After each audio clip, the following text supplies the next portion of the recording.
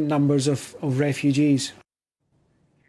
Nick Yeardley there on that new resettlement scheme in the UK. Well, despite the Taliban publicly pledging to protect women's rights, a number of international organizations have already expressed concern about what the future holds for Afghan women under the new regime. The Taliban have previously suppressed women's rights, with girls prevented from going to school and women facing physical assault for being seen to be improperly dressed. Well, to discuss more on how women will now be treated in Afghanistan, we can speak to Maryam Aslami, who is the Vice President of the Afghan Australian Women's Association. She joins us from Adelaide. Thank you so much for joining us on Newsday, Miriam.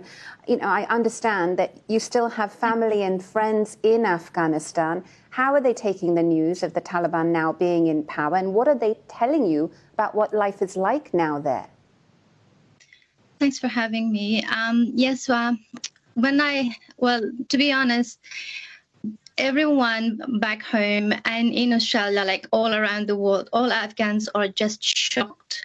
They are heartbroken because of just what happened. We knew that the Taliban were coming, but we never expected them to just take over overnight.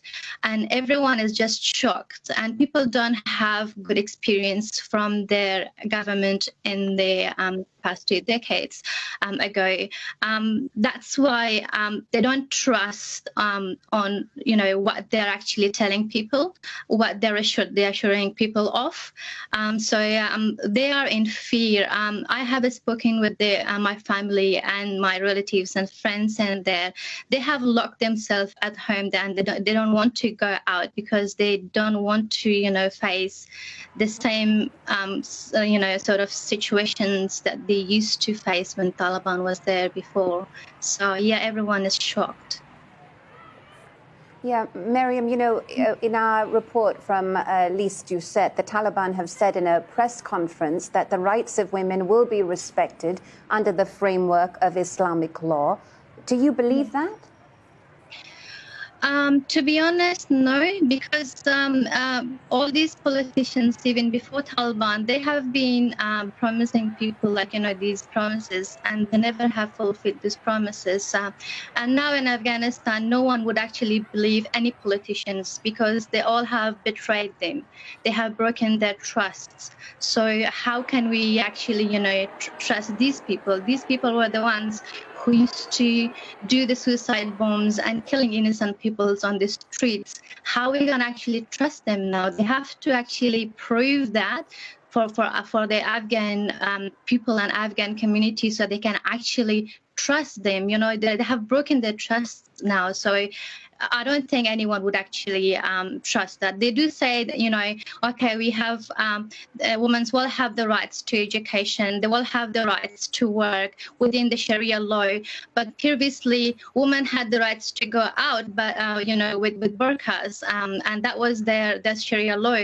And they had to have a male member of their family with them to go out. And that this is the thing. Half of the women of Afghanistan have lost their male members of their family, like their fathers, their sons, their brothers in the war. They don't have any man in their family to support them. How they going to actually, live under the circumstances? They actually have to prove this for people to actually believe them. Yeah, Miriam, briefly, can you talk us through the situation for women in rural areas who we haven't heard that much from? Yes, when I have been in contact with some people who have been in rural areas, they have the same fear. They couldn't go out, and hearing from people, last night I actually saw the statements that they gave on the TV. They say that they haven't committed these crimes of forcing young girls to marry them, but in rural areas it actually has happened. So if they are denying this, they have to investigate this, and they have to prove that if it's not them, then who are these people who are actually forcing these young girls to marry them, who are killing the men of the family and taking the women away. So yeah, there are so many things that they need to actually give explanation for. Maryam Aslami of the Afghan Australian Women's Association, thank you so much for joining us on Newsday.